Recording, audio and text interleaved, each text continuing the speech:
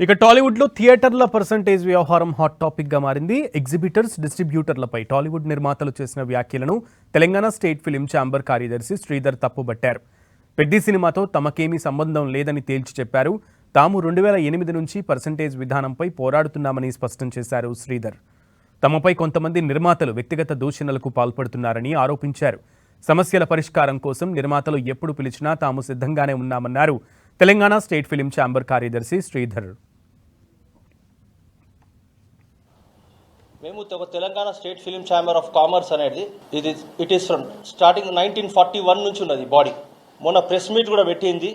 Telangana state film chamber of commerce అందరు తెలంగాణకి ఎవరు ఎంతమంది ఎగ్జిబిటర్స్ ఉంటారో దీని కింద అండర్ ద వన్ రూఫ్ కింద అందరు మా తన బాడీ అది. అటుపోయి ఇటుపోయి పెద్ద సినిమా మీద తీసుకొస్తున్నారు. ఇది చాలా తప్పు చేస్తున్నారు. పెద్ద సినిమా మాకు సంబంధం లేదు. మేము లాస్ట్ 2008 నుంచి కొట్లాడుతున్నాం ఈ పర్సంటేజ్ సిస్టమ్ అనేది. పర్సనలీ తీసుకొని ఒక 5-6 వాళ్ళ బాడీ ఏందో మాకు తెలియదు, వాళ్ళు ఎవరు తెలియదు. 2-3 ప్రొడ్యూసర్ నేను గుర్తుపడతా.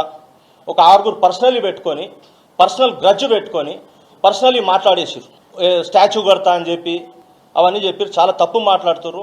మేము రెడీగా ఉన్నాము.